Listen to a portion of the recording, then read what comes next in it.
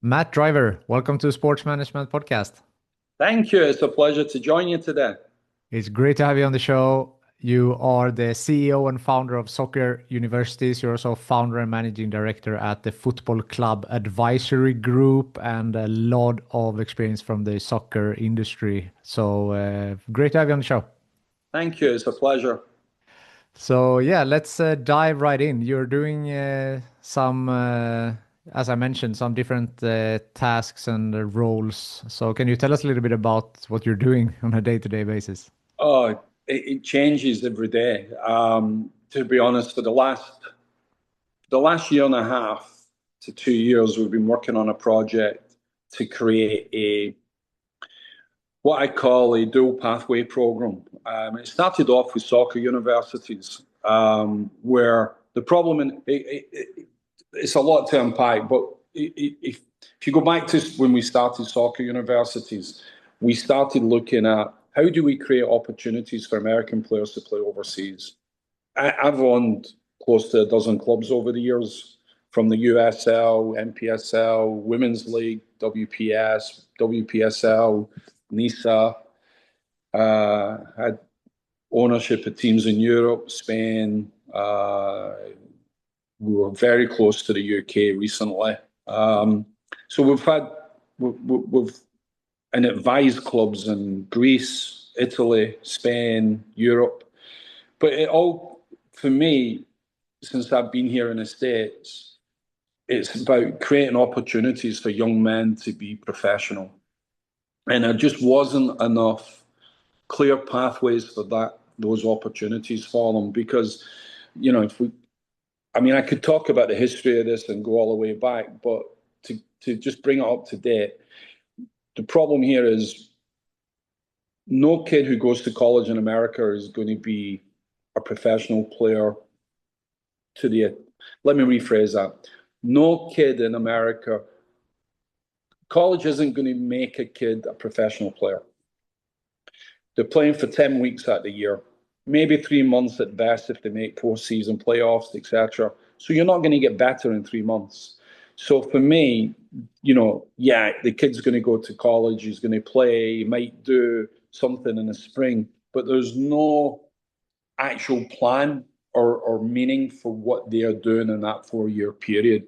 They can go and play in the USL in the summer or the NPSL or the UPSL, but it's not meaningful training, it's not meaningful development. It's basically going and playing for someone else's club who is looking to generate revenue at the gate.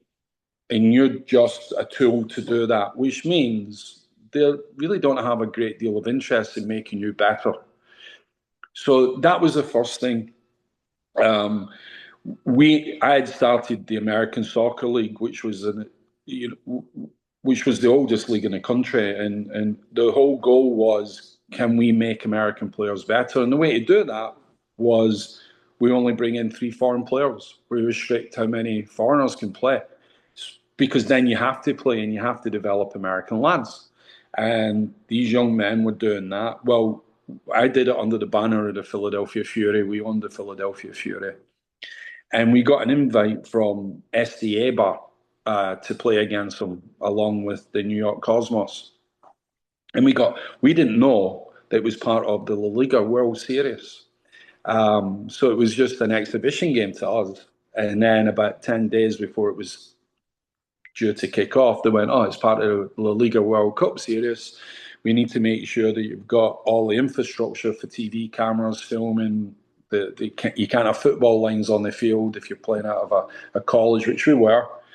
And I was like, well, that's going to be a problem because we're advertising for a game, and now you're telling us that we're going to have to spend an enormous amount of money to qualify this game. Well, lo and behold, we played them, we managed to pull it off, and it was a 1-1 tie, but it got televised across 92 countries through BN Sports. The good thing was it was a wake-up call for the Spanish players, but it was a bigger wake-up call for us because I'm paying our guys for the season. They were probably getting 20 grand was our budget. So they weren't getting paid a lot. It's really just expenses. But they were competing with a club that finished 8th that year in La Liga. And I was like, oh, these guys, the Americans, we can play. We know how to play. We were structured, we were organized, we had talent, we had pace. I mean, we had everything. So we went on tour at the end of the year to Spain. We said, well, we'll do a fundraiser, we'll take them overseas, and maybe one or two of the guys will get a look. Well, 5 or 6 players moved on to other clubs because of it. And that's where the idea came off. If I can get these guys younger, we can get them into Europe or create all the pathways for them. So we decided that we would go after kids between the ages of 18 and 23. If they are kids, or if we could provide them with the same education that they would get if they were going in college, but quadruple or maximize the amount of time that they were on the field developing, but playing meaningful games, i.e., playing against professional teams or teams that are looking, or reserve teams from players who are trying to break into the first team. That's more meaningful than playing in a college game, because there's, if when you're a professional player, you're playing to put food on your table. I mean, I grew up playing as a pro, and if you didn't play, you didn't get paid, and if you didn't get paid, it was going to be, a tough week. So we did that. We came up with a method of taking these kids internationally for over the year to different countries, played all over Bulgaria, Spain, England, Portugal, all over the place. And we started getting players placed because of it. And really what we realized was most coaches are lazy. And I've been a professional coach for years. But I've never turned around to somebody and said, no, I won't have a look at you. But I'm blunt. If they come in and are not good enough, I won't let them finish the session. I'll turn around and say, look, you're out of your depth. And you can tell right away. So if we were bringing players to teams and organizations, they would have a look to see if we had any players that could differentiate themselves from their current squad. Very few coaches denied us that opportunity to play against us behind closed doors. And really what it did was, even though their players might not have took it serious, they took it serious about 15 minutes into the game when they realised that our guys didn't show up for a friendly. They show up to take something that they had. And that's where it got interesting, because it showed that the Americans will compete. They are organised, they're disciplined, they will play for each other.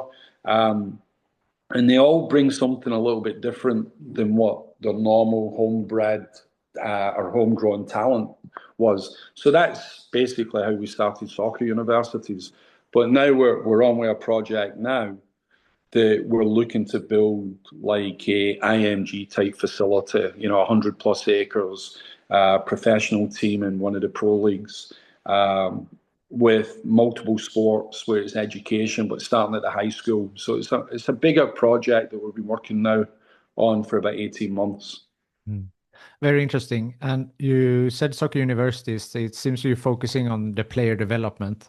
But with the football club advisory group, you're also specializing in club restructuring and working on Yeah, the club side. So you're both involved with the player development, but also developing the clubs per se. So right. you have said that try to bridge the gap, and so that some clubs don't work as well as they should. So what are some We issues that you are don't. seeing, and what type of restructuring do you think is needed for these clubs? Well, what you've got, first of all, I spent the first part of my career in Europe playing, and then I spent a big part of my career going backwards and forwards from Europe. So I played in England, Germany, and I played in the US.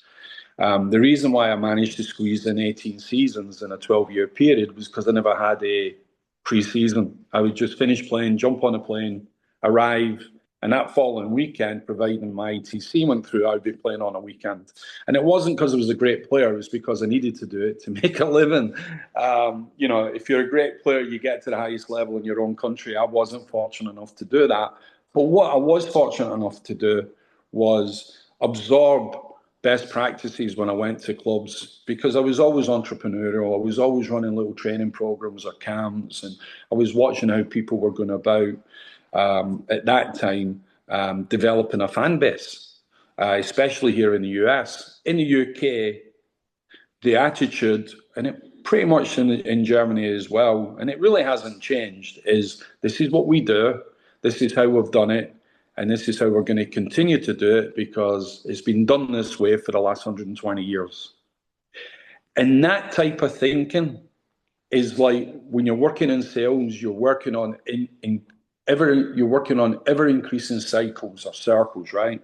But that type of thinking is myopic. You're working on decreasing cycles because you're only going to know what has been presented before, and you're only going to do what's been done before. So what they say, the sign of madness is if you get the same results from doing the same thing the same way, then that's the sign of madness. You have to change that cycle, right?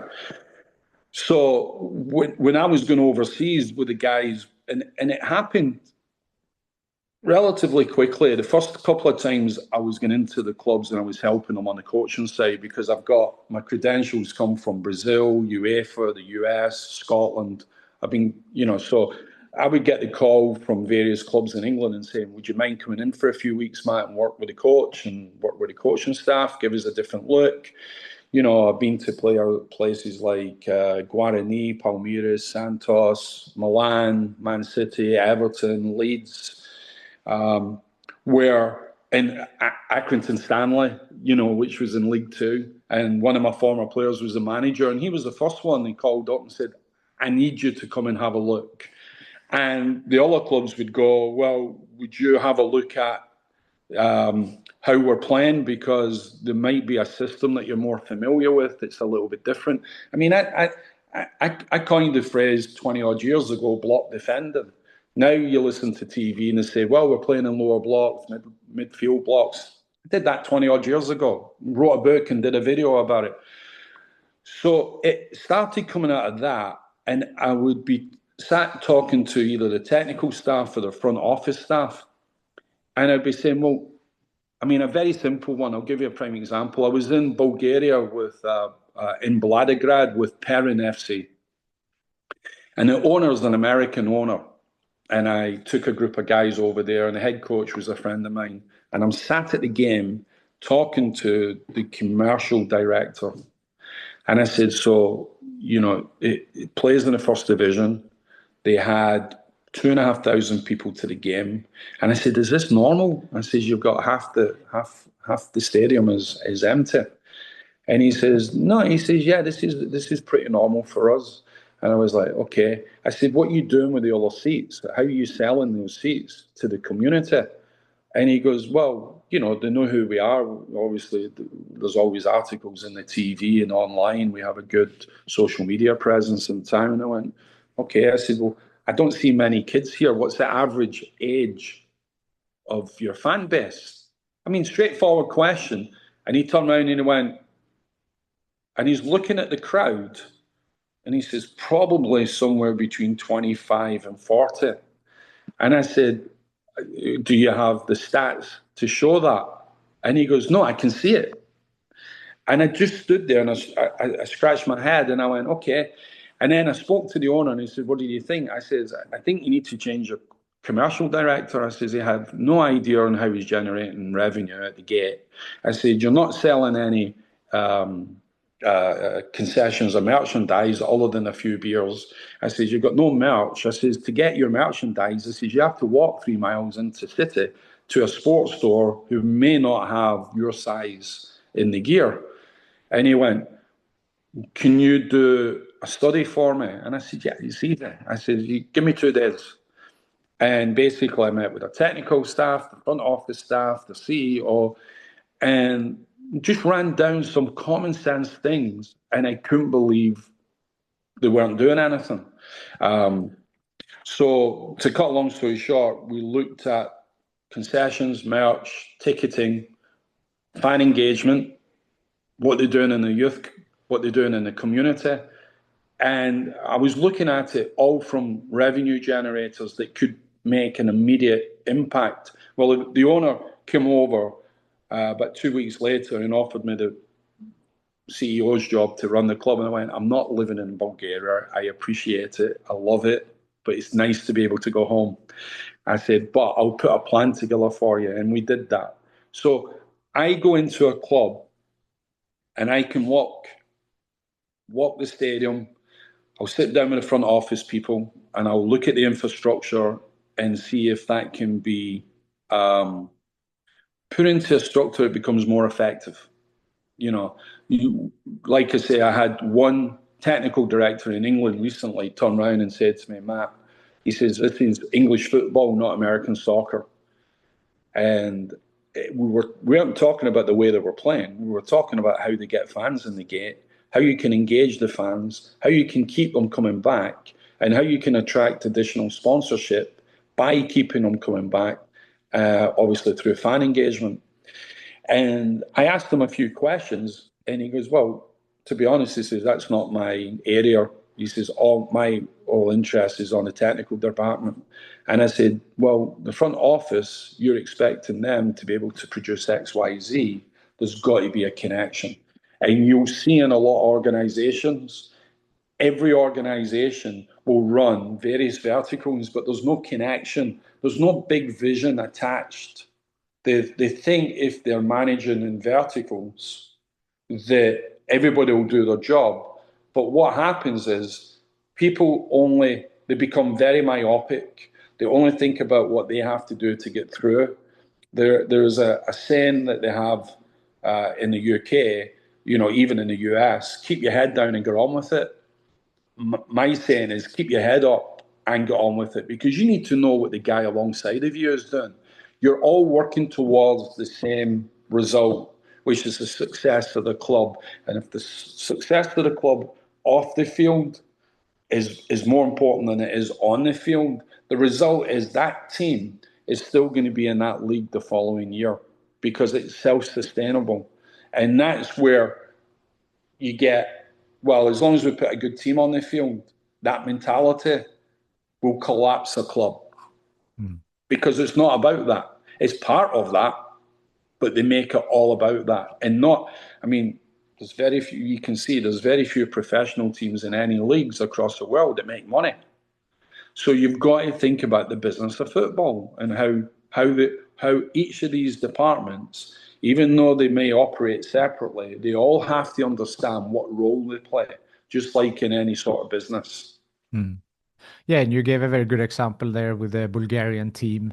And you have said that you want to help clubs evolve from survival mode to scalable successes. So now when you are working a lot in the United States, do you see similar challenges like the one you saw in Bulgaria, or is it different challenges for in It's US different. versus Europe? Yeah, it's different. It's different.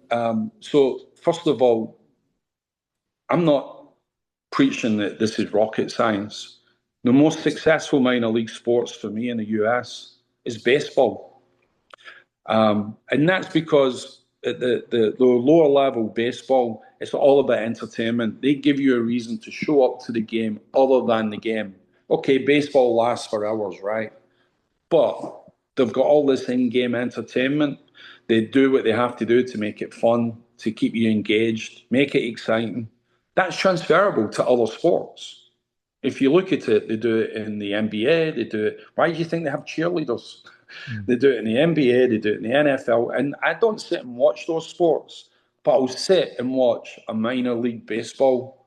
There's a group, and be a great coup for you to get the guy on. There's a group out of Savannah called the Savannah Bananas. Yeah. They're mental. They're absolutely crazy. I know nothing about baseball, but I'll watch that game because I don't know what they're going to do next. Yeah. Right? I'll sit there and for an hour, it'll entertain me. And it's got my attention.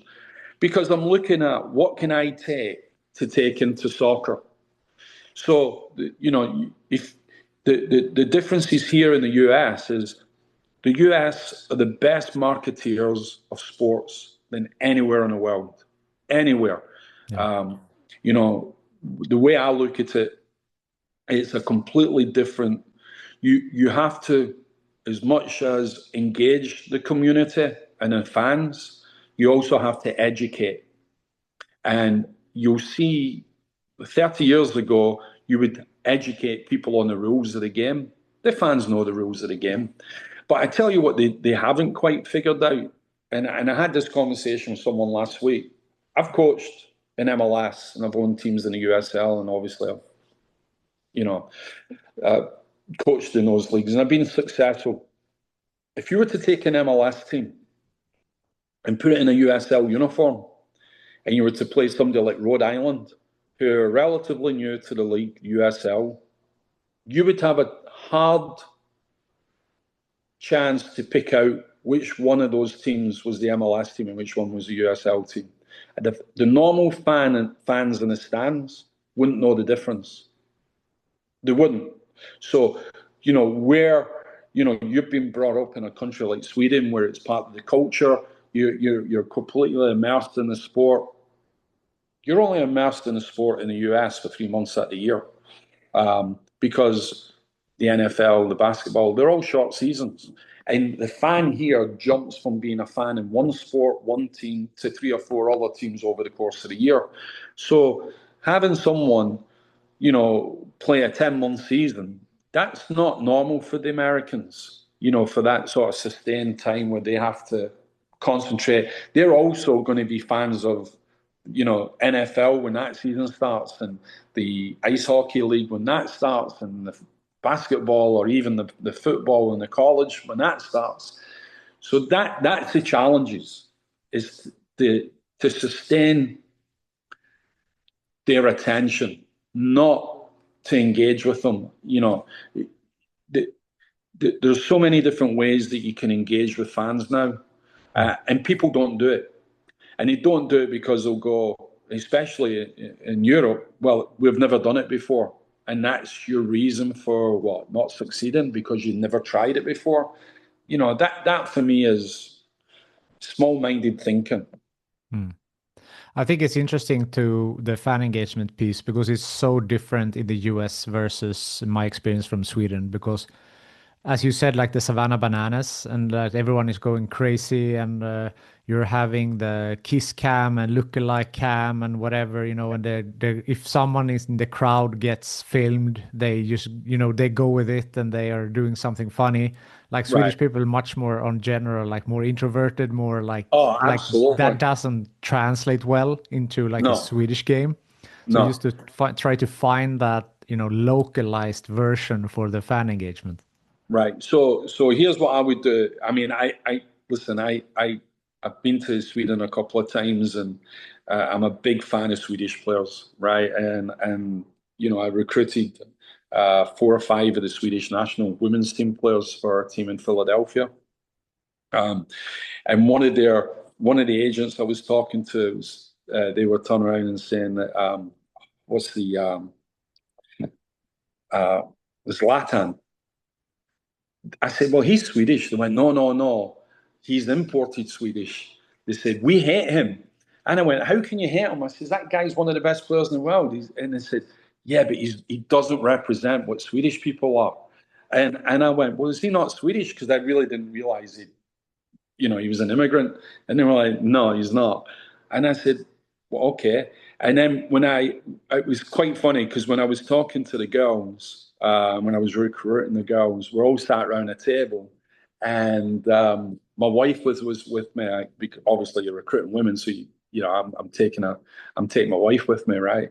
And so I got through, and I said, "What is wrong with you people?" And they're like, "What?" I said, you guys controlled 2/3 of the known world at one time. You were Vikings. You were warriors. I says, and now you're willing to sit back and be nice and kind. I said, but when you walk onto that field, and the girls, they were laughing. They said, oh, we would love to have you as our national team coach, because that's not how we're supposed to play. And I said, you've to be, and at the time I said, when you walk onto that field, I said, you've got to do everything that's in your game legally. I says, and to do what you have to do to win. End of story. They said, yeah, but that's not really how we're brought up. Hmm. So I get that about Sweden. But the thing about fan engagement, I agree with you. Look, not everybody's going to fit into that American mold, but simple things. I created a platform several months ago, and we're going to launch it early next year, Let me ask you a question, and this is what I'm talking about, something so simple to engage fans at a game. You obviously want to, if you own your own facility, or even if you don't, you lease a facility, you understand the financial attributes of getting fans into a stadium earlier, because if they do, they're going to do what? They're going to spend money. So you've got concessions, you've got merch, and you've got tickets and upgrades and all the other things, right? So you've got all of that. So you've got to give them a reason to come in early. Okay. So let's say they come in early, they're going to spend money. How do you engage them? Well, what do you think sponsors want from a fan? And I'll ask you, I'll interview you. What do you think a sponsor wants from a team? I'm sponsoring this. I'm going to sponsor your team. Why? Yeah. I mean, they want a return on their investment, so they want Okay. the How are you going to do that? as the investor. If you're the club, Yeah. I'm sat on $500,000 sponsorship. You want that? What Yeah. do I need from you? Return on what's the most? What nail it down, boil it down to the lowest common denominator. What do I want that you have or have access to? The fan base. No, the data of the fan base. Yeah. So if I'm a club and I can figure out a way to get those fans' data to that potential sponsor and the demographics, then guess what? I've got something that I can upsell. I can increase my sponsorship from 25,000 to 50,000. Why? Because I have what you need. You know, what was the last soccer game you went to or football game you went to? How long ago was it? It was last year. I went to a game in the Swedish league. I'm a for for clarity, I'm an ice hockey guy more, so I spent a lot of Okay, time. so let me ask you this. Yeah. What so if you were playing ice hockey, right? Yeah. Or watching an ice hockey game, can you remember the backboards on who the sponsors were on the backboards in the rink? Looks, I would say yes because I work with it, so I pay more attention. But if I was just there as a regular fan, I'm not sure if If, I would remember them. if, right. If you ask a normal football fan, they Mm. won't remember who's on the electronic scoreboards or signage on the field. Yeah. But they charged an arm and a leg for that. You will only remember maybe the name on the front of the shirt. You probably might not pay too much attention to the sleeve, not unless you're buying something.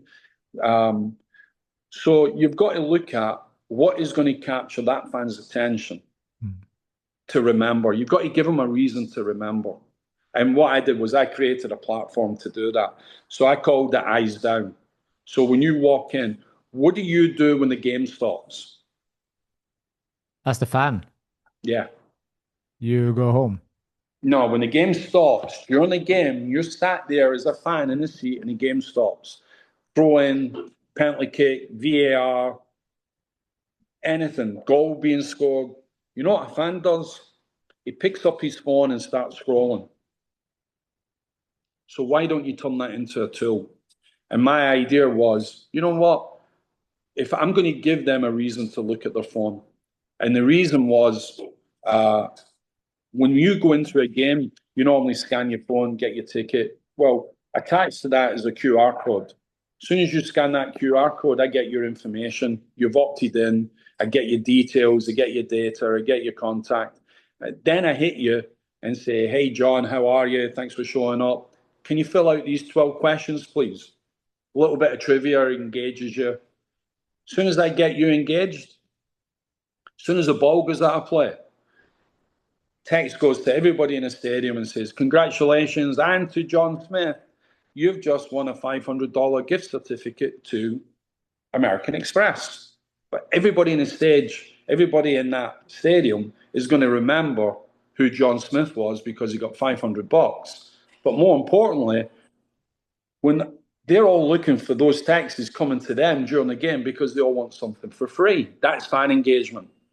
That's data that a sponsor can relate to because now they're getting an ROI. And when the guy leaves the stadium, guess what leaves with him? His phone. So you can continue to engage with him until the next time he comes. So the different ways of engaging and with the fans. That Yeah. wasn't a plug for our new system. It was, there's a whole ecosystem attached to it, but it gives you an idea. So there's different ways, halftime events, there's so many different ways to engage with fans at a game. Yeah. And to use the data, as you said, is obviously a big one. And there is a guy who was at a podcast very early, almost, I think it was 5 years ago, Jeff Wilson. I don't know if you're aware of him. I think he might be No. Scottish as well. He was talking about like if you're having like you have four boxes, you split like this, and then you're Hmm. having like how you need to engage with fans on a match day at the stadium, on a match day not at the stadium, not match day not at the stadium, not match day at the stadium. So then you have these Right. four factors. You cannot just like what you said, like you're trying to do something when they're at the game, but that they leave with a phone. So what do they do the next day when there is not a game and they are not at the stadium, or for maybe they are at the game at the stadium when there's not game day, there might be another activity, and how do they capture them then? Exactly. So what we did on that platform, we did a QR code, we did an app, we did a website. Everything was white labeled, and we have a TV, an international, a national, and a TV platform to allow us to continue doing those things. And I don't want to give everything away, but it wasn't that complicated. I actually went out and got a provisional um, utility patent on it. And what I did was I got the utility patent on stoppages during a game, because that's when people are engaged in a game. And if you want to interact with someone, wouldn't you want to interact with them on a positive? So when your team scored, they call that an anchor. As a coach, if I'm coaching you, and obviously if you've been playing ice hockey and your coach tells you something when you've done something negative, yeah, it's meaningfully stopped. It's a teaching moment, right? But what anything more powerful than that is when you stop it, when you've done something that's been incredibly fantastic. You turn around and stop and go, hey, that was absolutely brilliant. That's more powerful. So if you're engaging with a fan right after your team has scored and you're sending out a message and somebody's won, that's going to resonate with them and stay with them, and it reinforces that positive feeling. But you've got to look at each club in a different way. You've got to look at the commercial side. You've got to look at what they're doing on non-match days, what their assets are. Their assets could be they have other facilities that they're not utilising. I mean, the one club we were looking at in England had access to 10 fields, 10 state-of-the-art fields. And I went, this is fantastic, they're all turf. I said, how many tournaments are you running? Oh, we don't do tournaments. Why not? Oh, we take our kids to tournaments. I said, how many kids are in your academy? 300. I said, you should be running a tournament. You're in the northeast of England. I says, everywhere for you to go is going to be 3 to 4 hours to go to a tournament. I went, yeah. I said, you're beside the beach. You're giving people the tournament's an excuse for mom and dad to go and enjoy the beach with a couple of games thrown in. You can monetize that, and people don't look at it that way. It's because, well, that means we might have to do more work, or, that's not really what I do. And there's this illusion that, hey, I'm a coach, so all I do is coach. In America, you don't get that. At the minor league level and at the lower professional league level, you're taking on two or three or four different roles. So it's how you monetize the club. You look at what the assets are, you strip them down, and you look for economies of scale. Hmm. You've got to look at it as a business. And most people don't look at the game as a business, they look at it as a game. Yeah, I think that's a good point because I wanted to ask you, and then you brought up this with the there are other except for fan engagement. I mean, there's so many other things you can do. And then you said like, okay, do you have assets that you can monetize, or there's some other costs that you can cut down? What are some other like obvious things that when you come in that these are the ones that you ask Well, first or it, check it first? depends. It depends on the level of club, right? And it depends on where they're located. So if you give me an example, you pick a club, and I'll see from any country, or pick a level at any country, and I'll give you some ideas. That's probably the easiest way. I think you said you worked with Everton, right? So I mean that's a Yeah, I club was at that's pretty Everton. Willie Donachie was there, so that's a they pretty brought me. well-known club, I guess. So the listeners will know it. So if you know anything Yeah, from that look, if experience. well, you look what they've just done. They just built a multi-million-dollar stadium, right? But what are they doing on non-match days with a stadium like that? The first thing I would be doing is saying, okay, right, Liverpool, I understand what the demographics are. Within an hour, you've probably got, well, you're in Greater Manchester. You're also reaching across to Burnley is probably about an hour away. So you've got 3 or 4 Premier League clubs within that distance. I would turn around and say, right off the bat, I'm bringing in non-match day events in the summer, and they're booked early, and I'm doing the hospitality and everything around that. That right off the bat is going to generate revenue. And I would look at what the resurgence is in, is there a 70s revival going on? Is there an 80s revival going on? I would be looking into all the other things that are not even related. And, you've got the World Cup coming up. I'd be stacking that stadium full of viewing parties. They've probably got pubs and restaurants and hospitalities. So there's viewing parties that you could have there. When you're in those viewing parties, and right at the beginning, I would be putting together an event to bring in potential sponsors and saying, this is what it looks like to be in this, environment. And then getting them to then reinvest money going onwards to various other sponsorship opportunities from to be a long-term sponsor of Everton. And you know whether you open a stadium up for 1,000 or 50,000, you're still going to have your core costs. So get as many people in there, get them engaged, get them entertained, bring out your past legends. We're um, we're in the process of working out bringing a Legends game here to the US about 2 weeks prior to the World Cup, where it will be La Liga World All Stars to play against an American group in the New York, New Jersey area. And in the beginning, people were like, I mean, the Americans were like, what's a Legends game?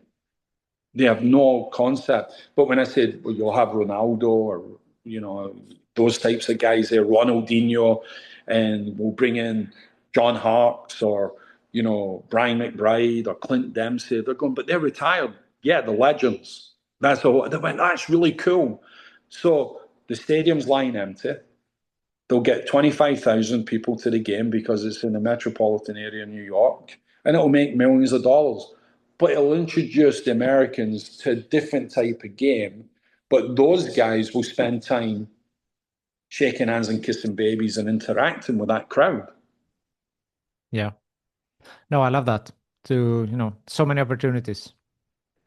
Well, you've got to look at every situation. To be honest, I look at the mid-tier clubs, the clubs that are not playing in the Premier League, because they're very corporate. Um, some of the things that we would do, they would look down and go, "You can't do that." I agree with you. I'm not a kiss cam type guy, but engaging and doing the eyes down type of program and engaging with the crowd and doing halftime entertainment. I mean, I sat in an MLS game in Orlando a year ago, and they put up literally a 30-second interview with one of the players at halftime, and that was it. Hmm. And people were sat around going, "What are we doing?" We're waiting for 15 minutes. So someone went off, bought beer, hot dogs. The rest of the people just sat in their seats and talked to each other. People want to be entertained from walking in to leaving.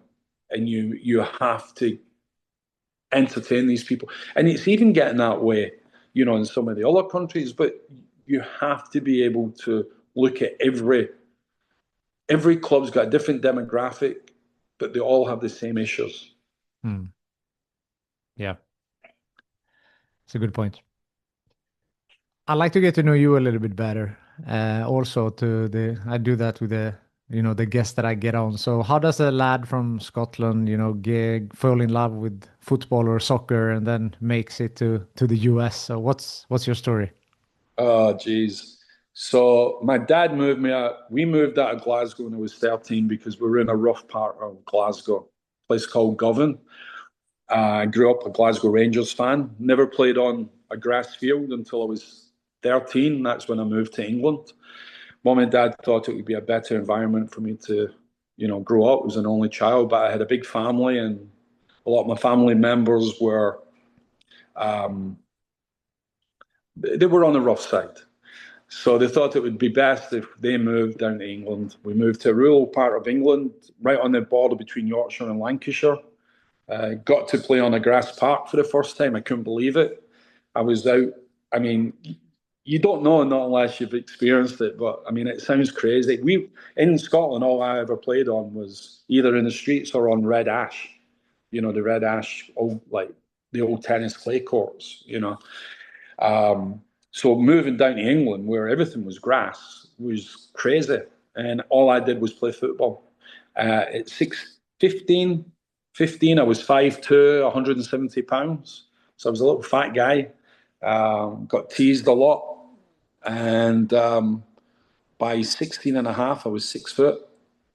Was walking onto the field and guys were going, pick up the big guy. And I'm looking around going, oh shit, I'm the big guy.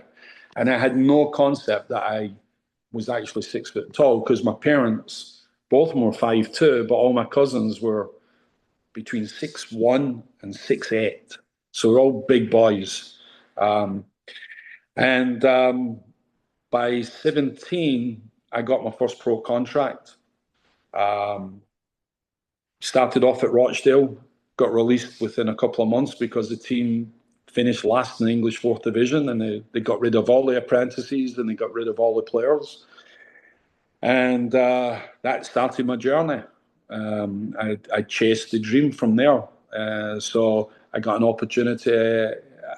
I mean, I've just been very fortunate. I never gave up believing, and I was willing to travel anywhere for an opportunity. So I ended up in at 20 years old. I said to my mom and dad, "I'm leaving. I'm going to Germany. I'm going to Europe." Well, Europe's a big place. Where are you going? I said, I've got a Transalpino ticket, which was the old ticket that you could buy that would let you go on a train anywhere in Europe for 3 months for like £20 at the time. So me and this guy, we're off, and we jumped into Europe. By the time we got to Spain, Malaga, Torremolinos, we were 3 days into the trip and broke. So we were looking for a job. We couldn't get a job. Cut long story short, my friend was like, let's get on the bus. We go to Germany. I've got family in Germany who was in the army. So we go to Germany. I'm at a second division game in Germany, and I'm an arrogant, mouthy kid. And I'm standing there saying, these guys are no good. That wasn't a language I was using, but I'm saying these guys were no good. I could do better. I'm this, I'm that. They're not. And a German guy turned around and said, if you're that good, why don't you come and train with the team? And I said, well, I've been traveling around Europe. He says, yeah, you're like the rest of the Brits. You're all mouth. And I said, well, okay, I'll show up. So on Monday morning, I went round. I said, I have no kit, no boots, no nothing. I'm traveling around Europe. I'm just here as a vacation. And the guy said, took me in, took me through the boot room, got me a kit, went out, warmed up with the team, threw up during the warm-up. I mean, it was crazy. I finished the training session. Nobody in the training session would even pass me the ball or talk to me. I was completely alienated, which made me even more determined. And I was a striker, so I wasn't the best tackler. I wasn't, my timing on tackles wasn't the best because I was an old-fashioned striker. I was good in the air, good with my arms, elbows. And after the first training session or two, they didn't like that. And so I stuck it out. At the end of the week, they said, look, we're away at a mini camp. Would you like to go? And I said, I don't have any money. I can't pay to go away somewhere. They said, no, listen, you're coming as part of the club. Don't worry about it. While I was in that mini camp, they put a contract in front of me. Second division in the Bundesliga. And I'm like, really? They went, well, we can only pay you this. I went, I don't care. I signed. And it got me back on track. So, and it was the first time in my life I'd actually been coached. You know, the first 6 weeks I played as a centre back, and I knocked on the door to the manager and said, hey, I'm a centre forward. What you done? And he turned around and he says, yes, and before you learn how to attack, you have to learn how to defend. And I was like, that doesn't make sense. Now it makes absolute sense. But at 20 years old, you don't want to hear that. Anyway, I had some success there. That I went back home because I'd been playing professionally in Germany. Going back home was easy because now I've got that. Well, he was playing in Germany; it must be good. So doors opened up a lot easier for me, and then I got an opportunity to come over to the US and play, and I did that. So it was just I've been very, very fortunate. Nothing was ever handed to me, but when opportunities presented itself, I've been fortunate enough to be able to walk through the door and take some of those. And then I get into coaching. You know, I did all my licenses. You know, I did my first B license when I was 30 years old. By the time I was 33, I had 5 A licenses. I decided that's it. I need to go and just consume as much knowledge and information as possible. And even when I was in MLS, you know, I'd already been very successful in the USL. I went into MLS, went from last to first to work with Steve Nicol, who was amazing to work with. One of the best managers I've ever seen. He treated people with integrity and honesty. And I think the best advice I ever heard of for someone came from Stevie, who wasn't trying to give advice.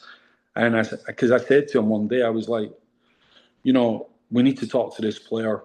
And I says, we need to do this, this, this, and this. And he goes, that's bullshit. He says, just tell him the truth. He says, I'm not intelligent enough to lie. And I said, what do you mean by that? He says, well, if you lie, you'll forget what you lied about. So just tell him the truth. He's not good enough to play this weekend. Just tell him that. Don't need to break the ice. Just tell him you're not in the team this week. You're not performing well.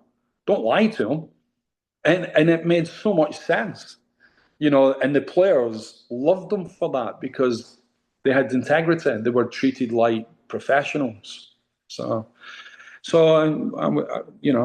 went from New England to being the vice president of one of the casinos in Atlantic City, and you know, I've just been very fortunate to walk into opportunities because I had a particular skill set, which was I was good at communicating, good at basically breaking things down and looking at things a little bit differently. Yeah, I want to ask you about that, the casino and gaming or gambling industry that you got into. How did you fall into that? I was given a lecture to a group of kids that were probably 15 on skills for life. And obviously, I've always been inclusive. If parents want to sit in and listen to that, they should be able to, because a lot of times it's relevant to the parents. There's a double message they can get across. Well, one of the parents turned around and said, look, would you be interested in talking to a group of executives at a casino? And I said, yeah, sure. I said, what about? They said, oh, come and meet me at the casino. We'll talk about it. So later that week, I go down, I asked to go see Mr. Gomes, and Mr. Gomes, I'm taken up, put in this boardroom. And this guy walks in a Hawaiian shirt, white pants. I mean, like right out of something in Vegas, right? And I'm looking at this guy, and he's a parent that has spoken to me. And I said, hey, Mr. Gomes, how are you? And he says, yeah, you can call me Dennis. He says, we have some issues here, blah, blah, blah. He says, I want to introduce you to our president. This lady comes in. And she goes, I believe you can talk about team management or coaching in the corporate environment. And I went, yeah, sure. I said, I can talk to anybody. I said, well, they'll listen. I said, that's on them, right? And they said, well, how much do you charge? And I said, well, pay me the going rate. And I just left it like that, right? So I went back down a couple of weeks later, did 3 2-hour presentations. I think it was one on management, coaching, and leadership. They're all related, right? 22 executives ranging from directors to vice presidents. And I got a check through the door for $1,000. Okay, well, that was nice. A day's work, $1,000. Now, this is at a time where I was charging $75 an hour for coaching. So that's a good wage. And I didn't break sweat. No problem. A couple of weeks later, I got a call. Can you come down and meet me? I go down and say, we want you to go see Mr. Gomes. Okay. Mr. Gomes walks in and they say, well, you have to go up to his office. And I walk in and Mr. Gomes is the president, the CEO and president of ASTA, not just of the casino, but the whole group. I had no idea. He didn't tell me. I didn't do any due diligence. I didn't do anything. And I went, shit, you're the president, you're the guy. And he went, well, yeah, you didn't know that? I went, no. And he goes, why would that have made a difference? I went, no. And he goes, good, then don't let it make a difference. We have a problem. We have 6 executives that are in charge of all our revenue generators, from the tables, not the concessions, the front of the front of the office, front of the house, back of the house, slots, and so on and so forth. They do not get on well with each other. They stab each other in the back. Can you resolve it? I said, give me a couple of days. Came back and I said, yeah, I can resolve it. He goes, what do you want to do? And I says, I'm going to take him away for a couple of days. And he goes, where are you going to take him to? And I said, I can't tell you. I said, but all they'll need is a sleeping bag and a change of clothes for 2 days, and they can leave the phones at home. And basically what I did was I went and rented. It was like what you would call a Boy Scouts camp. It was closed. So I asked them to open it up and give us access to a couple of different dorms. And I paired the guys with the guys that they didn't like each other. So I put them deliberately in the cabins. So I split them all up, put them on a ropes course, brought in a survivalist. So over 2 days, these guys were completely out of their environment. They did not like what we were doing. But the survivalist was a blonde-haired 25-year-old former army type girl. And she ran the crap out of these guys. They were up and down these ropes. They were doing obstacles. And I sat back and watched. And then in the evening, I would make them cook for each other. And I would bring in a little bit of alcohol and then get them to talk. Because once they call it the champagne hour, after the first hour or two, and they're relaxed, the truth starts to come out. We bring them back to the casino. They said, great. Apparently, they started hitting numbers. Everybody was integrated. It went as well as it could. Then I got a call when I was out in LA at the combines, at the draft. Dennis called me and said, the casino garage collapsed. Can you come in and help us? I said, I can. I've been doing this for 6 years, spending my off season in the casino industry, working in different departments for them, getting them to come together. I said, I can't. I said, we're just finishing off our draft and, I'm starting pre-season literally within a week. He said, just swing by. I need you to talk to you. And I was like, okay. And I was making more money in those 6 weeks off season than I was in MLS as a coach. So I swung by and he made me an offer to come in as a vice president. And in the first 7 months, I did 64 million EBITDA, which was crazy in a 200 million line without having a budget. I had no budget. And again, it was a mentality. This is how we've done things. And I came in with a completely different approach, which was, what do you need to be successful? I need your numbers to come up. What do you need from me? What can I do to make you better? And they told me, which was, we need events, we need shows, we need attractions. I said, okay, I'll go get them. You don't have a budget. I'll figure it out. I went out and got sponsorship. That created the events. The events generated the customers. The customers lost money or dropped money at the tables and the slots, and that's what generated the revenue. So in 7 months, I brought a different type of, I don't want to say leadership, but a different way of managing that type of system. And after that, my boss turned around and said, I'm going to fire you. And I went, why am I being fired? He goes, because, and I can say this because he's passed away now, but he basically turned around and says, look, we're going to start a new gaming company. He said, and I'm not ready to leave here. He says, I'll be leaving here in about 6 months. He says, but you need to leave now. He says, so you start work for me on this new gaming company on Monday. You're fired. Here's your contract. It's paid out. So you start work for me on Monday. So I got fired by him at the Tropicana and opened up his gaming company for him 5 days later with a 6-month windfall, which was nice. And then I went with him and we worked on building a brand new casino in Pennsylvania, which was a $3 billion casino that I had to go out, get the contract, get that signed, which we did. Got his contract, got that signed. And then for 18 months, we worked on building a $3 billion casino in the Poconos. Wow. I mean, you know, the common denominator through all of this really is trust. You have to be able to be trusted and you have to be able to be reliable, you know, and you know, whether as a player, as a coach, I mean, even when I went into MLS, and Stevie won't appreciate me saying this, and Stevie didn't know, when I signed my first contract in MLS, I mean, Stevie Nicol called me up, said, hey, I'm the new head coach in New England. I said, oh, that's fantastic. He said, I want you to come up and be my assistant. I said, what's the job offer? I just coached it in team. And I went, sure. So I went up. But when I signed my contract, I put in there, if you fire Steve Nicol, I get released from my contract. So you have to fire both of us. Because I needed to be able to close the door and say to Stevie, I disagree with you, without him thinking there was an agenda behind it. Because in Major League Soccer, a lot of the assistants get to be the head coach because the head coach gets fired. So they'll put him in as an interim, which does not lead to good things. You know, I could tell you some horror stories, I won't, but people, you know, getting jobs because they threw their boss under the bus. And you have to be trusted, you know.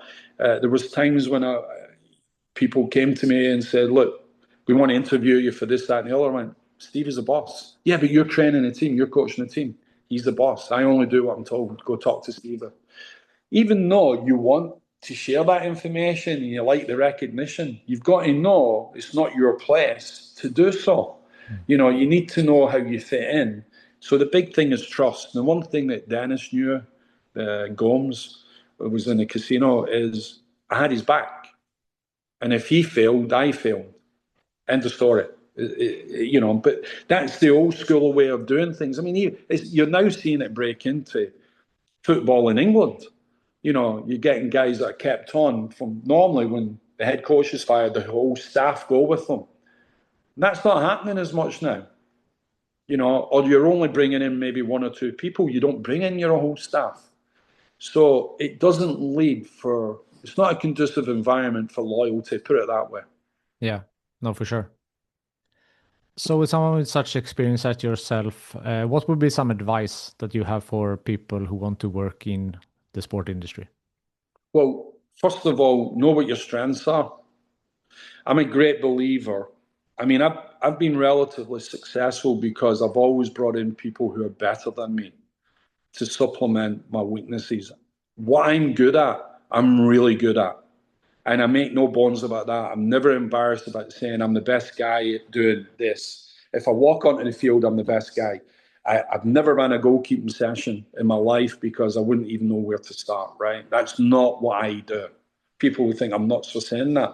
But there's guys out there who specialize in that. And I've taken that in everything that I do. I mean, we're putting together hundreds of millions of dollars to put this project together.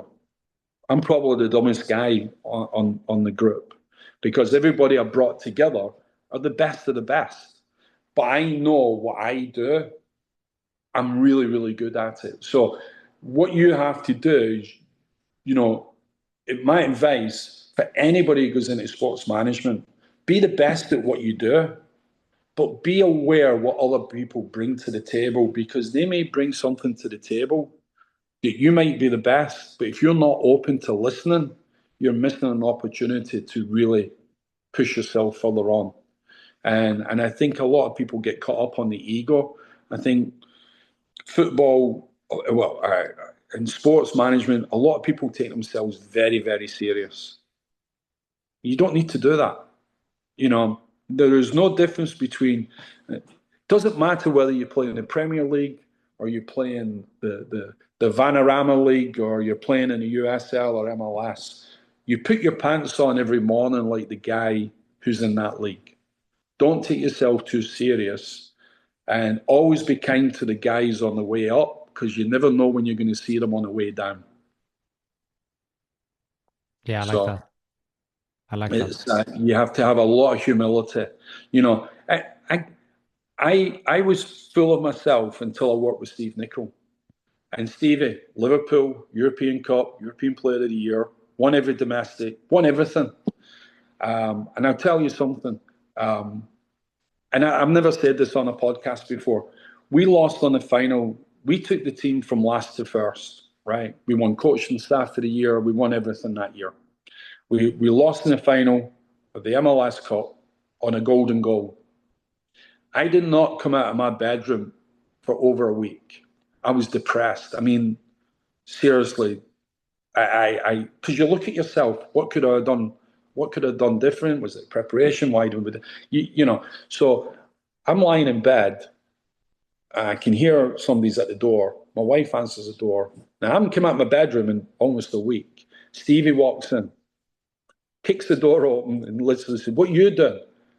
I said, "Nothing. I'm all right." And he goes, "No, you're not. You're acting like an ass. Get out of bed." So I get out of bed. I've sat there, got a cup of coffee, and he goes, why are you being like this? Why are you taking it this hard?" He goes, "You know how long I was pissed off at for losing?" He says, 2 hours after my fourth beer, I forgot about it. He goes, "Let me put this in perspective." He says, "I was in a Hassel disaster." He says, "and I had to pull bodies out of the crowd." He says, "and my wife and I would then go and sit with the people who'd lost family members, brothers, daughters, husbands, you know." He says, "and it was devastating." He says, "Football isn't that important when you put that in perspective." And that completely changed me. You know, how can you work alongside somebody who's done everything and then experience that? And then, okay, you lose in the biggest game of your life, but remember, it's still a game. And he put it in very, very simple terms, which was, you know, I've got a frame up there of famous coach Bill Shankly. I don't know if you remember who he was. And on it says, "Some people think football is a matter of life and death. I assure you, it's much more serious than that. It's not. If you lose a family member, if you're in a disaster like that, it's still a game. Those people have to go on living without that through something they should have had fun and enjoyment at." So, yeah, that was. So my advice is, you know, don't lose contact with yourself and who you are and where you come from. Use that to drive you forward. But remember, it's still a game. And yeah. I love that. I'd like to end on a networking question. So, Sure. who from your network do you think would be a good guest on this podcast? Uh, um, I tell you right off the bat, I think he's one of the brightest lights that's in American soccer right now. His name is Brett Johnson. He's the owner of Rhode Island. He's also one of the teams that he's investor owner is Ipswich Football Club. Have you had him? Nope. The guy just built a $175 million stadium in Rhode Island. Rhode Island's like this size. Mm. It doesn't have a market, yet he's filling that stadium. I think it's a 12 or 15,000 seat stadium every game. In the first season, his team, I think, either won the league or lost in the final. But as a first-year club, you're not even supposed to be anywhere because there's no promotion and relegation. You're trying to figure out what the landscape is and the competition. You get a year to be able to figure things out, right? Not Brett. He went straight in. Was one of the best teams right off the bat. Played in least facilities. If I was to advise anybody about anything to do with the USL or how to build a professional club, he's the guy I would talk to, Brett Johnson. I'm happy to share his contact info with you. He is very open, and he's super engaging as well. There's a lot of things going on in US soccer right now that I thought you might have talked about, which was the World Cup coming up, and I don't know if you have you push for time. No, I'm good. Okay, so I was here during the first World Cup when it was here. 1994. MLS, yeah, MLS didn't exist. The USL did. Only time Sweden almost won anything on the men's side. Listen, don't be so hard on yourself. I'm Scottish. How do you think I feel? You were at the game, and we didn't even get to play the game. Yeah. So, in '94, I was playing around with the idea. I think I was already in the USISL, which is now the USL. And I bought my first team on the back of a credit card from the USISL. You could buy a team back then for 15,000. So me and this guy went and bought the team for 15,000. You could own a league back then for 130,000, the whole league, which was crazy because there was really no infrastructure. You just went and bought the license from US Soccer, and that's what they charged you. Out of that, people tend to forget the MLS through the legacy payment from FIFA. MLS, obviously, they made a deal with FIFA, said we will start a senior professional league, and the owners were all guys that owned teams in the NFL. Now, I'm sure you know all of that. But what happened was, through a contraction of the league and then an expansion of the league over 30 years, to buy a team in this league or to buy a part, it's a single entity league. I'm sure you understand that, right? Right. At a minimum, it's going to cost you 500 million. And then you have to build a stadium, put a front office, put a team together. So you're going to be close to $1 billion before you even get started. And you'll own 50% of, you get the rights to do that, right? So if the World Cup created that opportunity, what's it going to do for the USL? The USL, people tend to forget, has been around longer than MLS. And if it wasn't for the USISL in the beginning, through the owner of the league, the guy at the time was a guy called Francisco Marcus, who was the old marketing director for the old Tampa Bay Tampa Bay Rowdies. He started that league in his garage. That's where his home office was. And it started off as a 5-team indoor regional league, and it grew very quickly. The new guys that took over are bringing in promotion and relegation.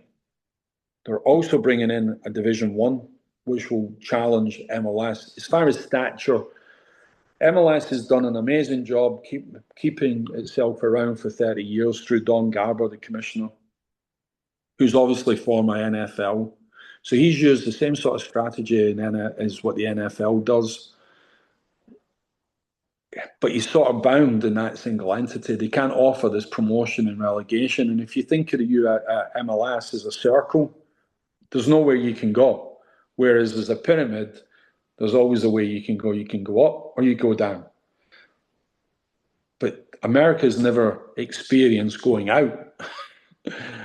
Getting relegated is one thing, or finishing last is one thing, but getting relegated, that's weekly drama. And Americans love drama. And you see that when you get to the final 8 or you get to the final 4 with the Super Bowl, or, that's the closest thing they've got to what we as Europeans experience on a weekly basis. You're picking up the paper hoping that the other team lost, or some other team won that's beating the team that's keeping you from moving into that relegation. They haven't experienced that yet.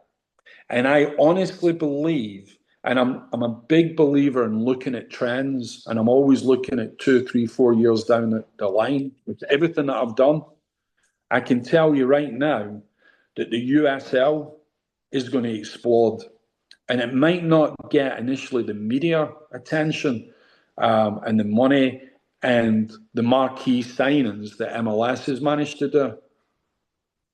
But I think it's going to create a lot more interest. I think, they have a saying here, the people's champ. I think the USL is going to be the people's league because once they experience that their local team could get relegated and understand what that means to people that are playing in that team who live in that community, because a lot of that still goes on. You want hometown heroes playing in your local team, right? And you want them to go through.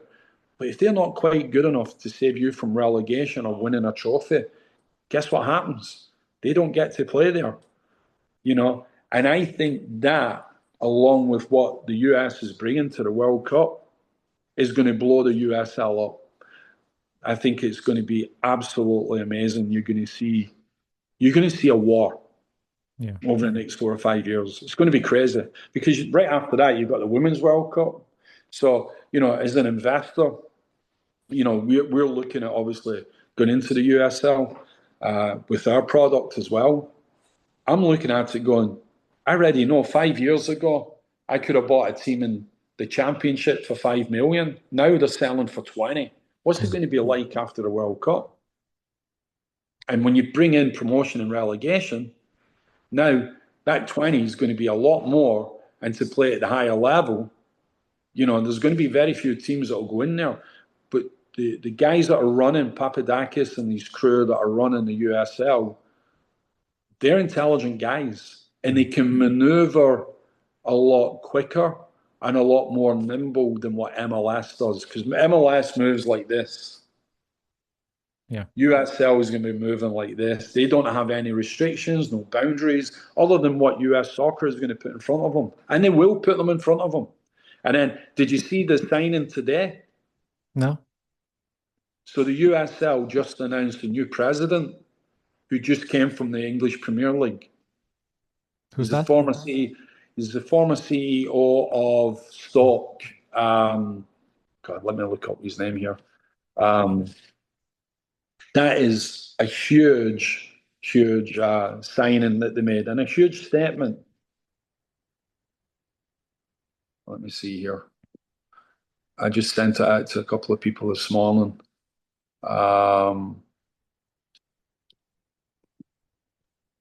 His name is,